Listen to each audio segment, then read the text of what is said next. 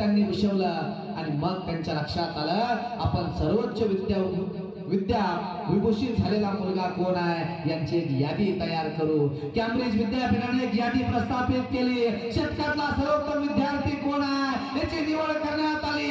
देशात झाली, राज्यात झाली, देशात झाली आणि जागतिक लेवलला झाली।